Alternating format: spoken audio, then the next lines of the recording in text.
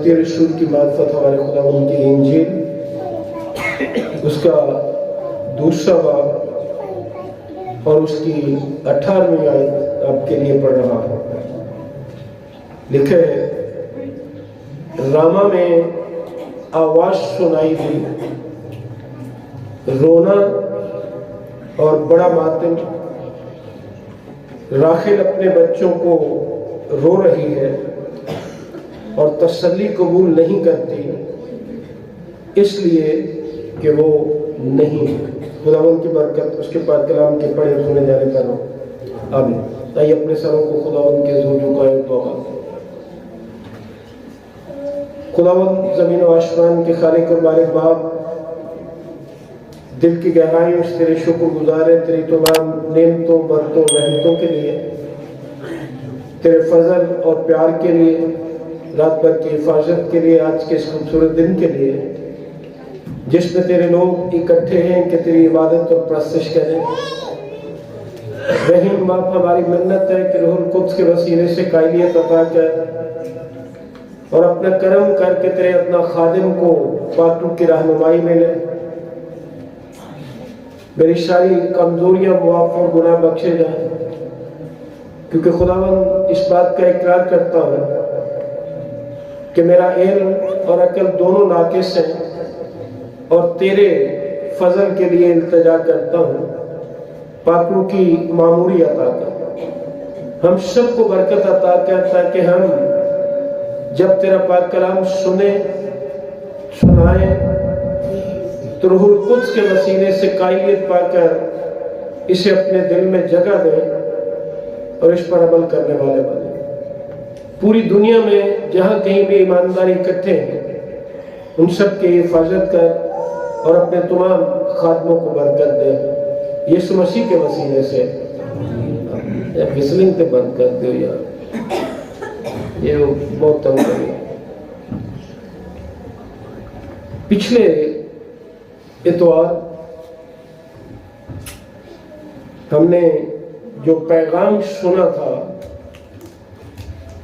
وہ تھا مصر کو بھاگ جانا، کہ جب خدا نے اپنے بندے یوسف کو فرشتے کی معرفت یہ پیغام دیا تھا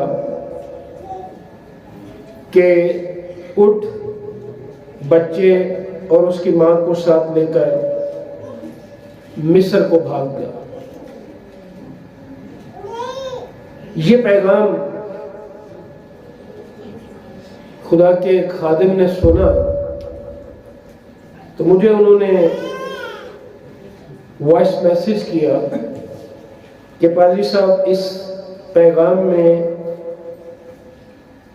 جو آپ نے آیت کا حوالہ دیا ہے، یہ جو آج ہم نے آیت پڑھی ہے 18ویں آیت، کہ رونا اور بڑا ماتم، راحیل اپنے بچوں کو رو رہی ہے اور تسلی قبول نہیں کرتی، اس لیے کہ وہ نہیں ہے۔ تو بھائی صاحب کا کہنا یہ تھا کہ آپ نے اس آیت کا حوالہ ضرور دیا ہے، لیکن اس کے بارے کوئی تفصیل نہیں بتائی۔ اب ہر ایک پیغام میں ہر ایک بات کی تفصیل بتانا مشکل ہوتا ہے، تو میں نے مناسب جانا کہ اس اتوار اس بات پر غور کیا جائے کہ اس آیت کے کیا معنی تھے اور کلام مقدس اس کے بارے کیا بتاتا ہے۔ 18ویں آیت میں لکھے، راما میں آواز سنائی دی، رونا اور بڑا ماتم، راحیل اپنے بچوں کو رو رہی ہے۔ اصل میں جو سمجھنے والی بات تھی وہ یہ تھی کہ کہاں خداوند یسوع مسیح کی پیدائش اور کہاں راحیل اور اس کے بچے۔ یہی آیت جب ہم نے یرمیہ کی کتاب میں سے پڑھی ہے، 31ویں باب کی 15ویں آیت ہے، تو وہاں متی رسول یرمیہ نبی کی کتاب کا حوالہ دے کر، یا یوں کہہ لیجئے کہ یرمیہ نبی کی معرفت جو خداوند نے پیشین گوئی کی تھی، وہ آیت پیش کر رہا ہے، اور 17ویں آیت میں یہی لکھا ہے اس وقت وہ بات پوری ہوئی جو یرمیہ نبی کی معرفت کہی گئی تھی۔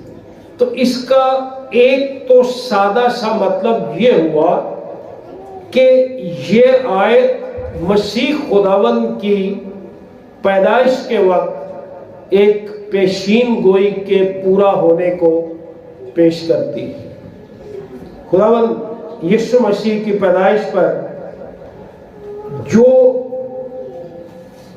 پیشین گوئی یا نبوت یرمیہ نبی نے کی تھی، وہ ہم نے پڑھی 30ویں باب میں سے، یہ اس کی تکمیل ہے۔ اور متی رسول وہ واحد رسول ہے جو پرانے عہد کے نبیوں کو باقی رسولوں کی نسبت یا باقی انجیل کے مصنفین کے نسبت زیادہ نقل کرتا ہے یا زیادہ اقتباسات پیش کرتا ہے پرانے عہد ناموں میں سے۔ یہ پیشین گوئی جو یرمیہ نبی کی کتاب میں ہم نے پڑھی، یہ خداوند یسوع مسیح کی پیدائش سے تقریباً 600 برس یا 6 صدیاں پہلے کی گئی تھی۔ اب جو آیت کا شروع ہے وہ ہے راما میں ایک آواز سنائی دی۔ پہلی بات یہ ہے کہ راما کو اگر ہم دیکھیں تو راما ایک اونچی جگہ کی نشاندہی کرتا ہے۔ جو تارگم ہے اس میں اس کے لیے دنیا کے بلند ترین مقام پر لکھا ہوا۔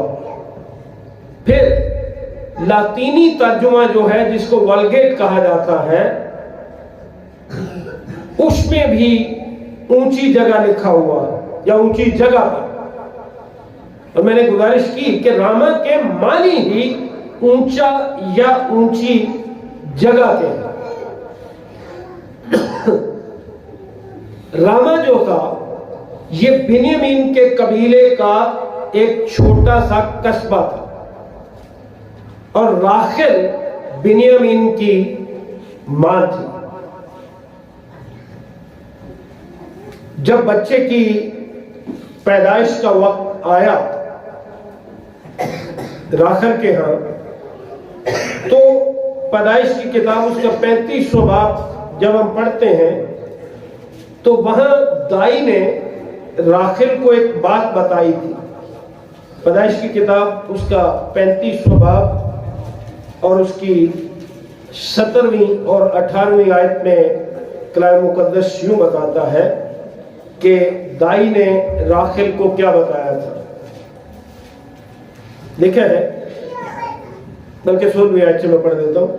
اور وہ بیت ایل سے چلے اور افرات تھوڑی ہی دور رہ گیا تھا کہ راحیل کے درد ذیل لگا اور وضع حمل میں نہایت دقت ہوئی، اور جب وہ سخت درد میں مبتلا تھی تو دائی نے اس سے کہا، ڈر مت، اب کے بھی تیرے بیٹا ہی ہوگا۔ اور یوں ہوا کہ اس نے مرتے مرتے اس کا نام بنونی رکھا اور مر گئی، پر اس کے باپ نے اس کا نام بنیامین رکھا۔ اب یہ وہ بات تھی جس کا راحیل کے ساتھ براہ راست تعلق ہے۔ راحیل کے ہاں جب بنیامین پیدا ہوا تو جو بھی پیچیدگی تھی، کلام مقدس یہ بتا رہا ہے کہ وہ زچگی کے دوران یا بچہ پیدا ہونے کے دوران راحیل خود جو تھی وہ مر گئی۔ اب مرتے مرتے جب دائی نے بتایا کہ تیرے بیٹا ہوگا تو راحیل نے اس بیٹے کا نام مرتے مرتے، جیسا کلام مقدس بتاتا ہے کہ اس نے مرتے مرتے اس کا نام بنونی رکھا۔ اب اس وقت شاید کسی کو سمجھ نہ آئی ہو، ہمارا کلچر جو ہے، ہماری تہذیب جو ہے، ہم اپنے طریقے سے سوچتے ہیں۔ ہم شاید ہوتے تو ہم یہ کہتے کہ نہیں یار وہ مرن لگیا نہ رکھ گئی تو انہوں نام بدل نہیں سکتے، اچھی گل نہیں۔ لیکن ہوا کیا؟ وہ مرتے مرتے بینونی رکھ گئی، اور اس کے بعد یعقوب نے کیا کیا، باپ نے کیا کیا؟ اس نے اس کا نام بدل کر بنیامین رکھ دیا۔ بظاہر تو اچھا نہیں نہ لگتا، لیکن یہ ساری چیزیں خداوند یسوع مسیح کی پیدائش سے متعلقہ یا اس میں پوری ہونے والی تھی۔ اب بنیامین جو ہے، بینونی کا مطلب جو اس نے رکھا تھا، راحیل نے اپنے بیٹے کا نام، اس کا مطلب تھا میرے غم کا بیٹا۔ جب یعقوب نے اس کا نام بنیامین رکھا تو بنیامین کے معنی ہیں دائیں طرف یا دایاں ہاتھ، یا پھر میرے داہنے ہاتھ کا بیٹا۔ اب یہ دونوں نام بنونی اور بنیامین خداوند یسوع مسیح کی طرف اشارہ کرتے ہیں۔ کس طرح سے؟ یوشعیاء کی کتاب کا 53واں باب جب ہم پڑھتے ہیں تو اس کی 30ویں آیت میں خداوند یسوع مسیح کے بارے کہا گیا ہے، مرد غمناک اور رنج کا آشنا۔ اب ذرا راحیل کا دیا ہوا نام بنونی، جس کا مطلب کیا تھا؟ میرے غم کا بیٹا، تو خداوند یسوع مسیح کے لیے یوشعیاء نے پیشین گوئی میں کیا کہا؟ وہ مرد غمناک اور رنج کا آشنا تھا۔ اور پھر جو بنیامین نے نام دیا، جو یعقوب نے نام دیا اپنے بیٹے کو بنیامین، اس کے معنی کے لحاظ سے اگر آپ دیکھیں، اعمال کی کتاب اس کا 5واں باب اور 31ویں آیت میں لکھا ہے، اور جسے اب خدا نے مالک اور منجی ٹھہرا کر اپنے داہنے ہاتھ سے سرفراز کیا۔ تو جو نام یعقوب دے رہا ہے وہ بھی خداوند یسوع مسیح ہی کی طرف اشارہ کرتا ہے۔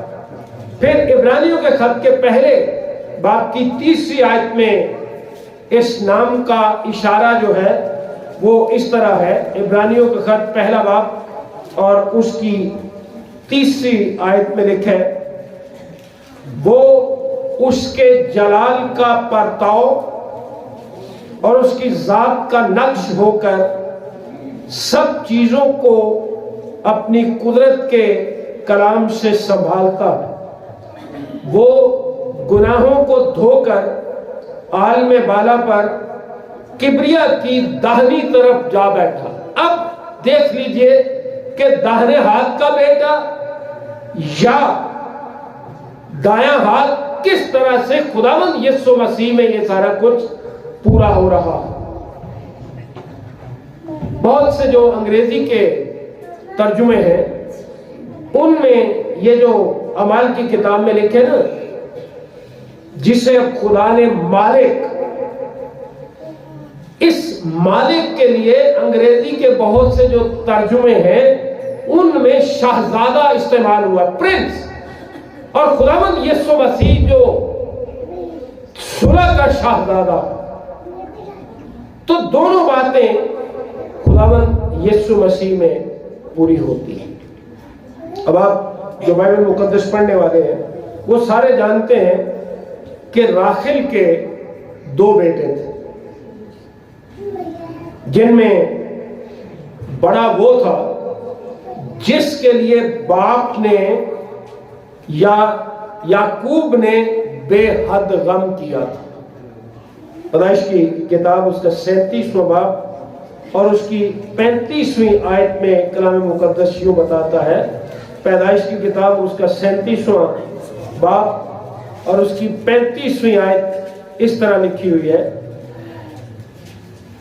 اور اس کے سب بیٹے بیٹیاں اسے تسلی دینے جاتے تھے پر اسے تسلی نہ ہوتی۔ بڑا بیٹا جس کے لیے یعقوب نے اتنا غم کیا کہ اسے تسلی نہ ہوتی تھی، وہ یہی کہتا رہا کہ میں تو ماتم ہی کرتا ہوا قبر میں اپنے بیٹے سے جا ملوں گا۔ سو اس کا باپ اس کے لیے روتا رہا۔ یہ بنیامین جو ہے راحیل سے پہلا بیٹا تھا، لیکن یعقوب کا 11واں بیٹا تھا۔ اور راما جس کی ہم بات کر رہے ہیں، یروشلم سے تقریباً 5 یا 6 میل دور شمال مغرب میں بیت ایل کے قریب تھا، اور بیت لحم سے تقریباً 10 یا 12 میل دور تھا۔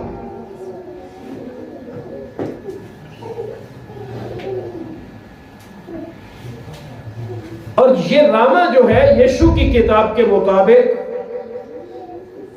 بنیامین کے قبیلے ہی کا شہر تھا۔ یشوع کی کتاب اس کا 18واں باب اور اس کی 25ویں آیت میں اس طرح سے لکھا ہے۔ یشوع کی کتاب 18واں باب اور اس کی 25ویں آیت میں خدا کا پاک کلام یوں بتاتا ہے،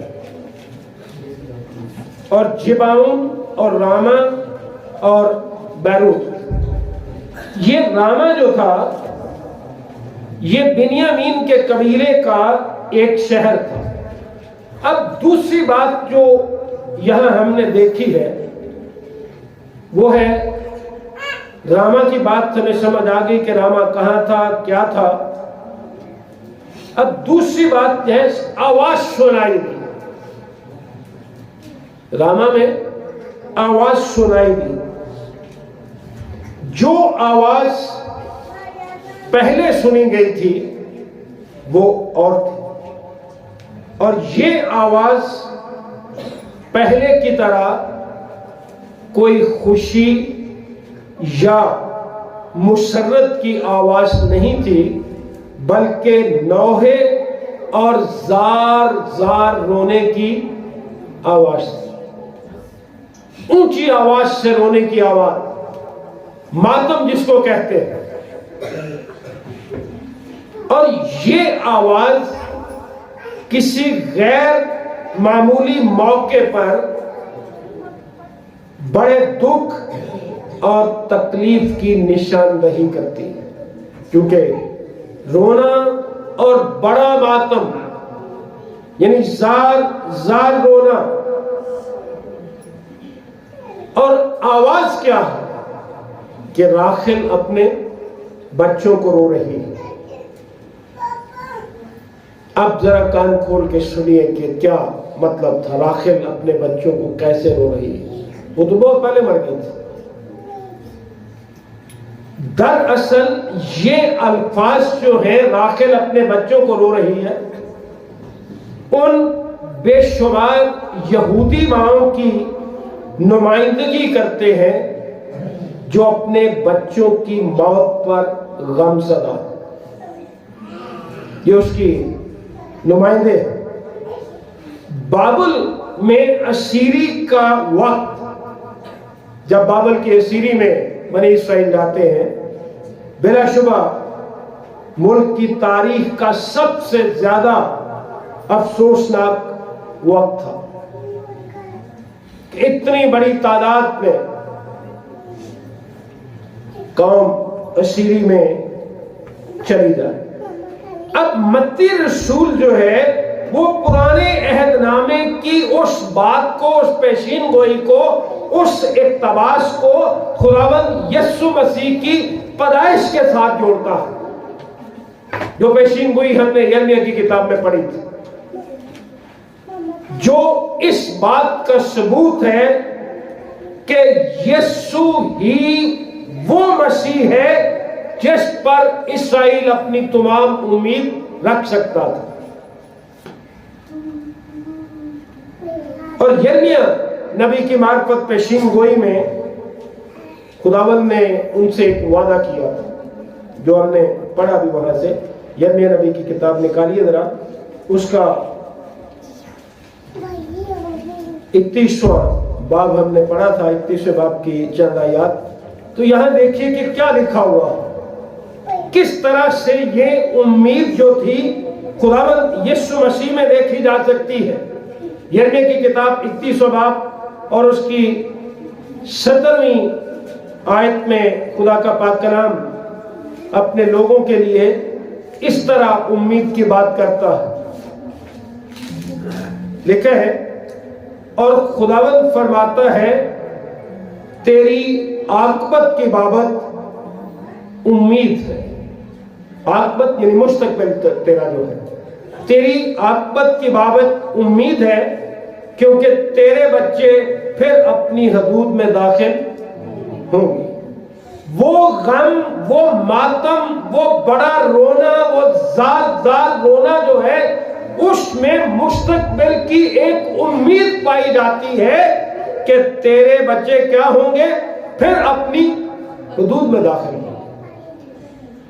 تو خداوند یسوع مسیح جو دنیا کی واحد امید ہے، جو ہماری مبارک امید ہے، اس کے ساتھ نبی، خدا کا بندہ، نبی نے جو پیشین گوئی کی، خدا کا بندہ متی جو ہے، وہ اس بات کو اس کے ساتھ جوڑ رہا ہے کہ یہ وعدہ بھی یسوع مسیح میں پورا ہوا۔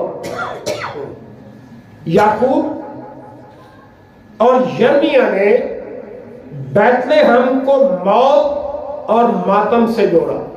پھر سنیے کیا کہہ رہا ہوں، یعقوب اور یرمیہ نے بیت لحم کو موت اور ماتم سے جوڑا، لیکن مسیح کی پیدائش نے اسے امید اور زندگی کی علامت میں تبدیل کر دی۔ حقیقت تو یہ ہے کہ یہی بڑا دن ہے کہ موت زندگی اور امید میں تبدیل ہو جاتی ہے۔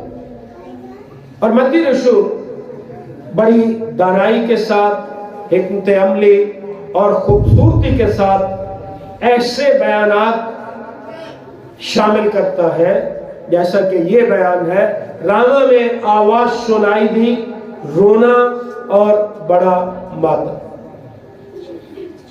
تاکہ یہ ظاہر کیا جا سکے کہ یسوع کی پیدائش،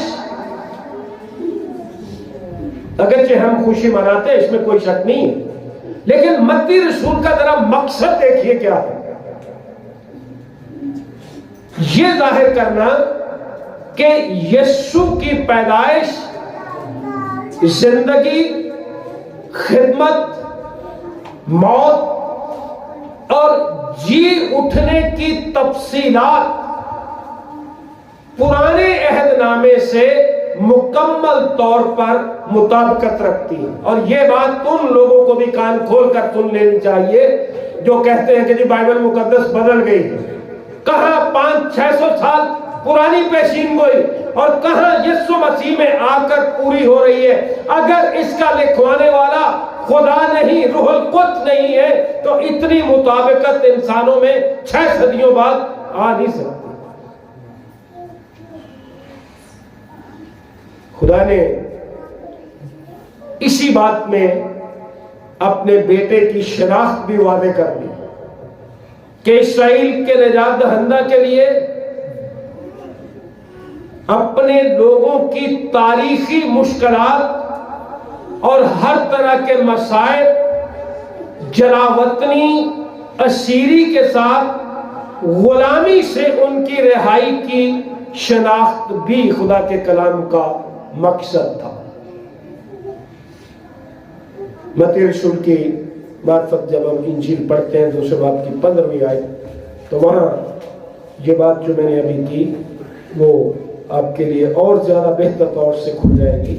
متی رسول کی معرفت خدا کی انجیل دوسرا باب اور 15ویں آیت میں لکھا ہے، اور ہیرودیس کے مرنے تک وہیں رہا تاکہ جو خداوند نے نبی کی معرفت کہا تھا وہ پورا ہو کہ مصر میں سے میں نے اپنے بیٹے کو بلایا۔ پچھلے اتوار ہم نے کہا تھا کہ یوسف اور مریم کو مصر کو بھاگ جانے کے لیے کہا، اور پھر اس کے بعد وہ وہاں سے آیا، اور یہی بات جو تھی پرانے عہد نامے کی، اسرائیل جو خدا کا بیٹا ہے اسے جب غلامی سے آزادی دی گئی، تو اب اس بات کو اس روشنی میں دیکھیے کہ خداوند یسوع مسیح میں یہ سارا کچھ کس طرح سے پورا ہوتا ہے۔ یسوع مسیح واضح طور پر اپنے لوگوں کی تاریخ کے ساتھ منسلک ہے، ہسٹری جس کو کہتے ہیں، نہ صرف یہودیوں کے ساتھ یا ان کی تاریخ کے ساتھ، بلکہ ان ایمانداروں کے ساتھ بھی جن کی روحانی تاریخ نجات سے پہلے کی زندگی میں ماتم، جلاوطنی اور گناہ کی غلامی شامل ہے۔ نہ صرف بنی اسرائیل کی تاریخ کے ساتھ بلکہ ہماری تاریخ کے ساتھ بھی، کیونکہ ہم یسوع مسیح پر ایمان لانے سے پہلے ہماری روحانی تاریخ اور ہماری نجات سے پہلے کی زندگی جو ماتم، جلاوطنی اور گناہ کی غلامی ہے، اس کو بھی اس انداز میں پیش کیا گیا۔ خداوند یسوع مسیح کے بارے کئی سو پیشین گوئیاں کی گئیں، اور یہ راما میں ایک آواز جو سنائی دی، یہ ان کئی پیشین گوئیوں میں سے ایک پیشین گوئی ہے۔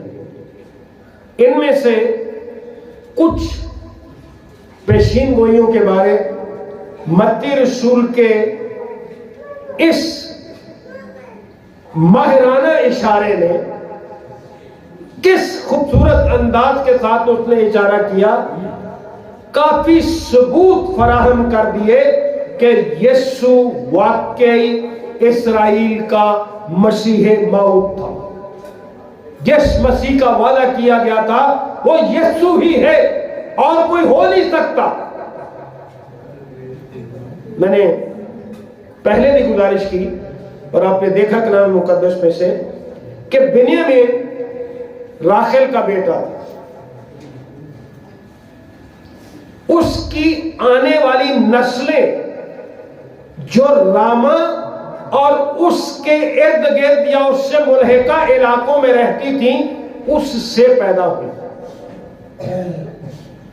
اور بائبل مقدس کی زبان میں وہ راخیل کے بچے تھے۔ اس لیے کہا گیا کہ راخیل اپنے بچوں کو رو رہی ہے۔ علماء یہ کہتے ہیں کہ بیت لحم کے باشندوں کے قتل عام کو اس کے بچوں کا قتل عام قرار دیا جا سکتا ہے، راخیل کے بچوں کا، کیونکہ اسے راخیل کو وہیں دفن کیا گیا تھا نا۔ بیت لحم کے لوگ اس کے شوہر اور اس کی بہن کی اولاد تھے۔ اب یہاں اتنا کچھ بتانے کے بعد جو سمجھنے والی بات ہے کہ کس طرح سے راخیل بچوں کو رو رہی ہے، اس کا اصل مطلب کیا تھا۔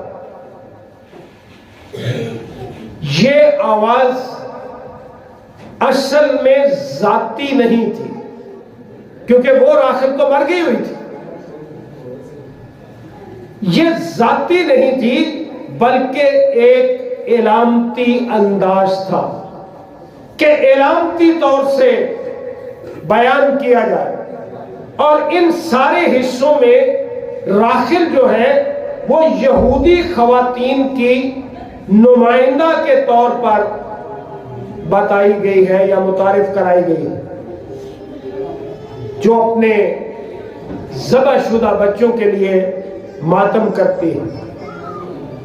اور یہاں تک کہ وہ بھی جو یسوع مسیح کی پیدائش کے کچھ عرصہ بعد ذبح کیے گئے تھے،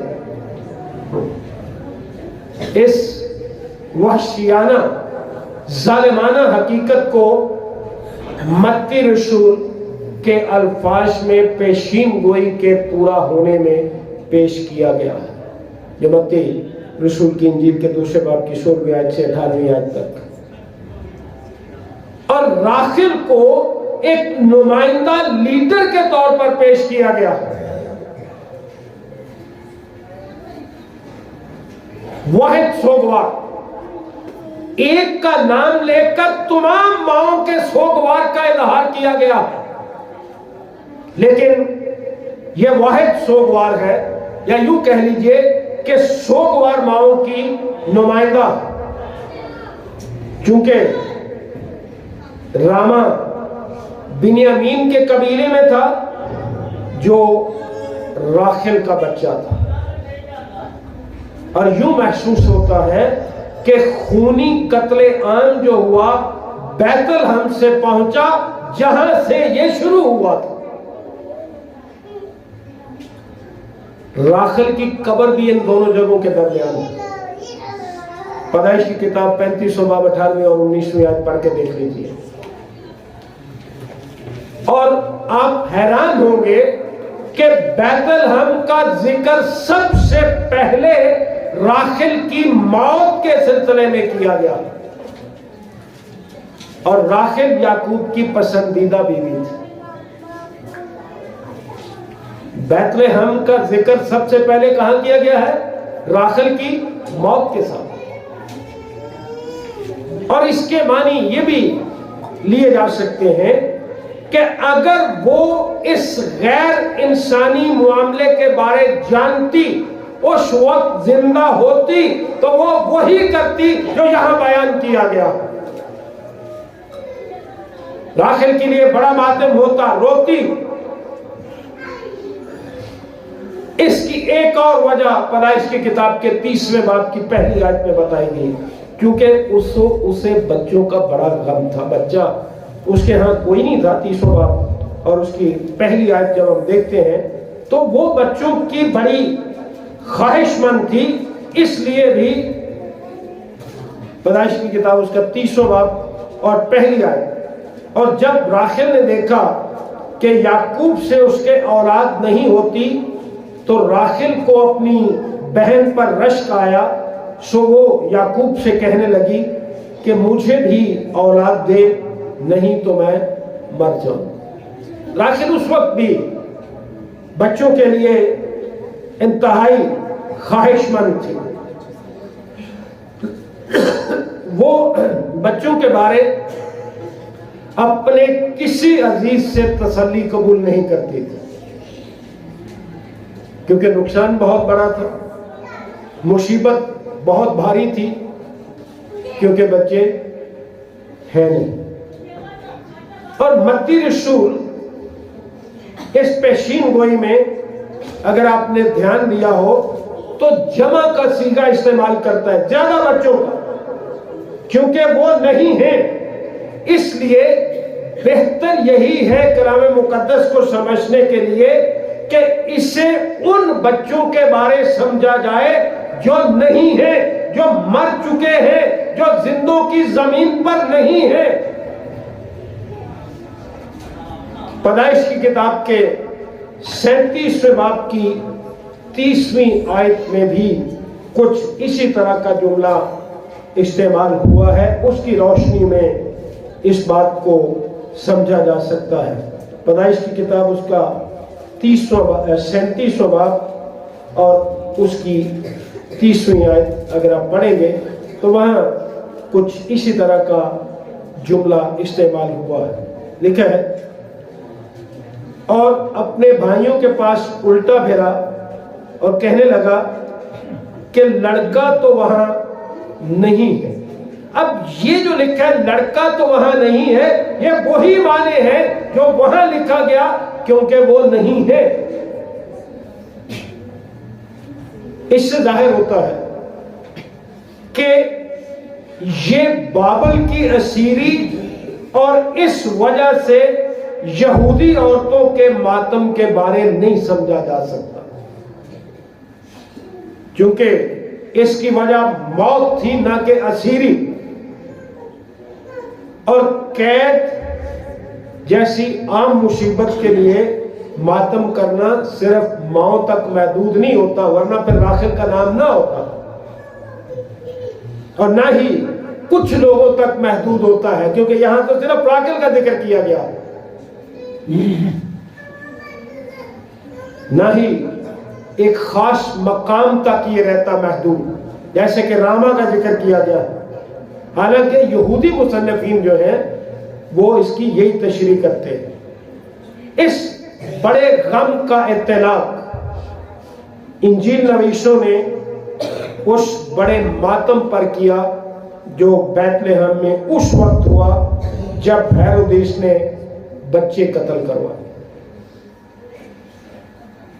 असीस भाइयों और असीस बहनों, हम मातम तो करते हैं, इसमें कोई शक नहीं है, लेकिन हमें बुड़बुड़ाना नहीं चाहिए। मातम और चीज है और बुड़बुड़ाना और चीज है। हम मातम तो करते हैं, लेकिन हमें बुड़बुड़ाना नहीं चाहिए। क्यों बना? यर्मिया की किताब का हवाला फिर मैं दूंगा, 31वां बाब 15वीं से 17वीं आयत। हमारे पास आकबत की उम्मीद है, मुस्तकबिल की उम्मीद है। और आप सारे जानते हैं कि हेरोदेस ने यीशु को टिकाने लगाने के लिए, कत्ल करवाने के लिए, मरवाने के लिए होशियारी और चालाकी से काम लिया।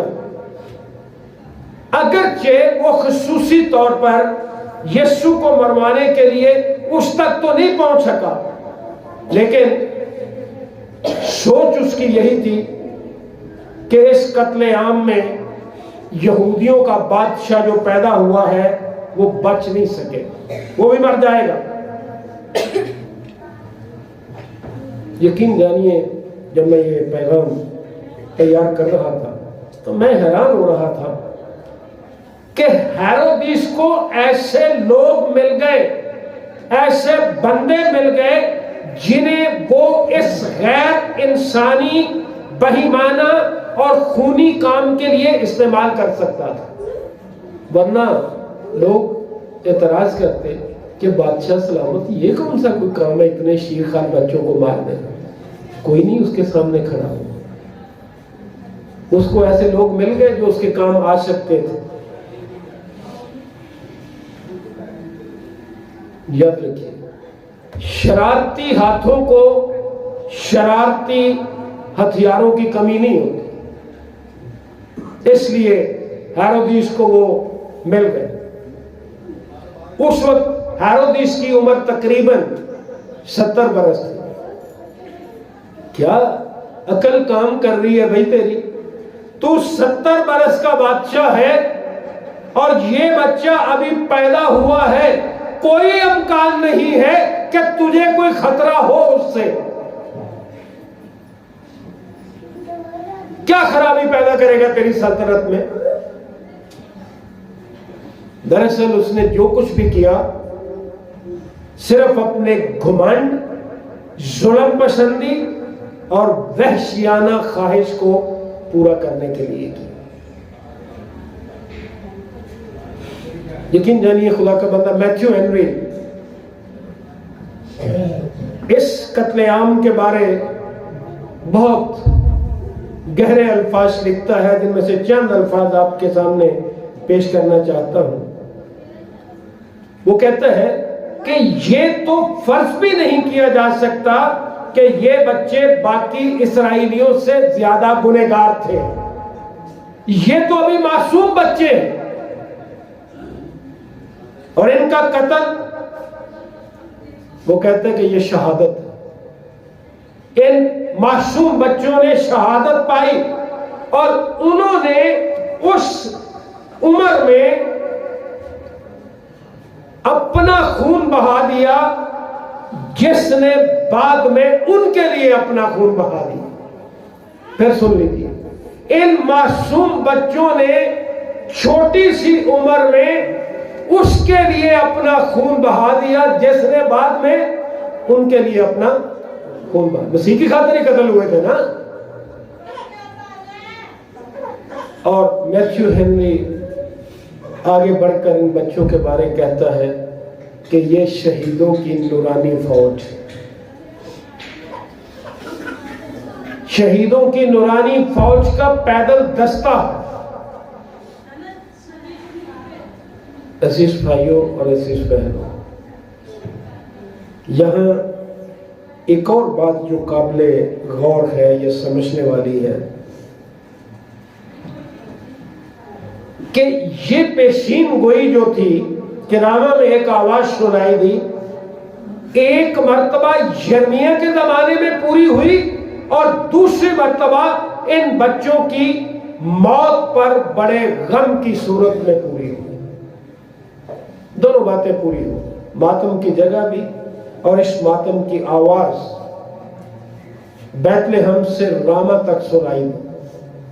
ہیرودیس کا ظلم بیت لحم اور اس کی سرحدوں کے اندر پھیل گیا، کیونکہ اس نے کہا کیا تھا، کیا حکم تھا؟ کسی کو یاد ہے کہ اس کا حکم کیا تھا؟ دوسرے باب کی اگر آپ نے 16ویں 17ویں آیت پر غور کیا ہو تو سن لیجیے۔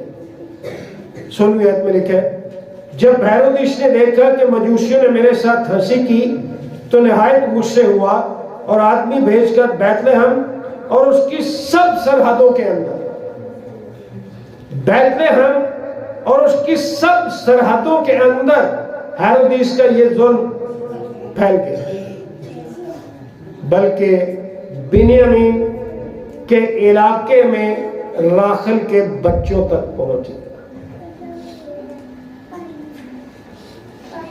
جیسا میں نے پہلے بھی گزارش کی کہ راخل کی قبر بیت لحم کے قریب تھی، یہ مائیں راخل کی طرح تھی، ان کی بود و باش راخل کی قبر کے قریب تھی، اور ان میں سے بہت سی راخل کی نسل میں سے تھی، اس لیے ان کے ماتم کو بہت اعلیٰ طریقے سے راخل کے رونے کی صورت میں پیش کیا گیا کہ راخل اپنے بچوں کو رو رہی ہے۔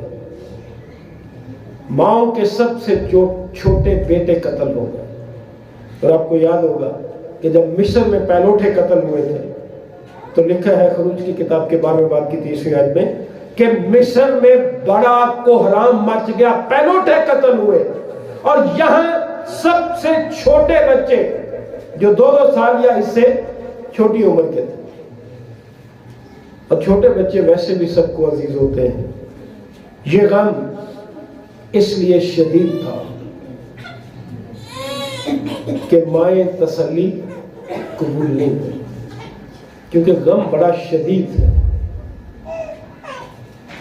دکھ بڑا گہرا ہے، چھوٹے بچے ہیں جو سب کو عزیز ہوتے ہیں، وہ بچے اپنی ماں کی گود میں نہیں ہیں،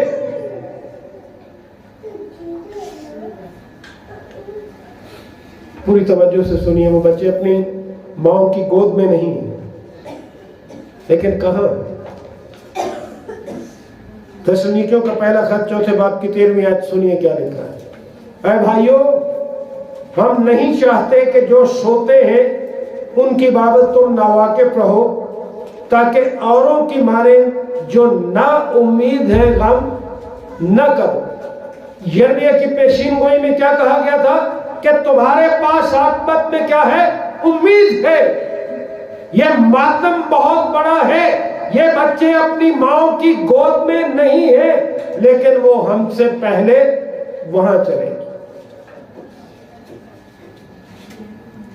اگر اس نبوت پر غور کیا جائے تو معلوم ہوتا ہے کہ یہ بڑا ماتم سب سے بڑی خوشی کی تمہید تھی. تمہید کہتے ہیں جو اصل بات کہنے سے پہلے بات کی جائے.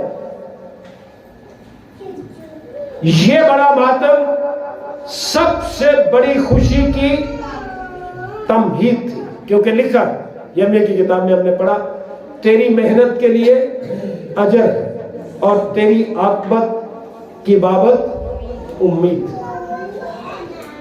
خداوند سے دعا ہے کہ یہ ماتم سب سے بڑی خوشی کی تمہید اسی لیے تھا کہ دنیا کا نجات دہندہ دنیا میں آ گیا تھا جس کا صدیوں سے انتظار کیا جا رہا تھا. خداوند کرے کہ ہم خدا کے پاک کلام کو پاک کلام کی روشنی میں ہمیشہ سمجھنے کی کوشش کریں، اور خداوند کے جو حقائق اس نے اپنے لوگوں کی معرفت ہم تک پہنچائے ہیں بغیر شک یہ ہم ان پر ایمان رکھیں کہ کس طرح سے خدا کا کلام کڑی سے کڑی میں لاتا ہے. ان پیشین گوئیوں کا مقصد کیا تھا، قتل عام کا مقصد کیا تھا، رونا اور بڑا ماتم دراصل ہے کیا تھا. یہ تو اس بڑی خوشی کی تمہید. خداوند آپ سب کو برکت بخشے، کیونکہ ہم سب کے لیے عاقبت کی امید ہے اور وہ یسوع مسیح کے وسیلے سے. خداوند آپ کو برکت دے. آمین. دعا مانگیں. خداوند یسوع مسیح میں ہمارے رحیم باپ، ہم دل کی گہرائیوں سے تیرے شکر گزار ہیں تیری مہربانیوں کے لیے، تیرے فضل کے لیے، تیرے پاک کلام کے لیے جو تو نے اپنے نبیوں، رسولوں اور مقدسین کی معرفت ہم تک پہنچایا.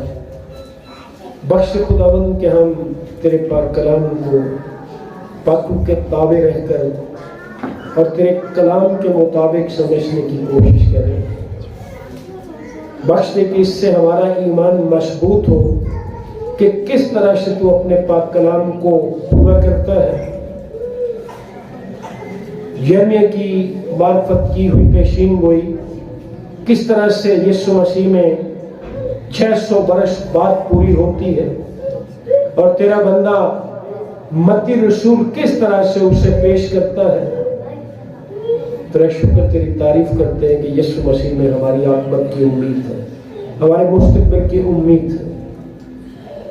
بخش خداوند کہ ہر ایک بات میں تیرے مقصد کو جان سکے. عبادت کی برکیاں حصے میں ہماری مدد کر. بخش دے کہ ہم تجھ پر اپنا پورا بھروسہ رکھے اور کبھی ڈاول ڈول نہ ہو. کثرت اور دلیری کے ساتھ تجھ پر ایمان رکھتے ہیں، حالات کیسے بھی کیوں نہ ہو. عبادت کے برکیاں حصے میں ہمارے ساتھ یسوع مسیح کے نام سے مانگتے ہیں.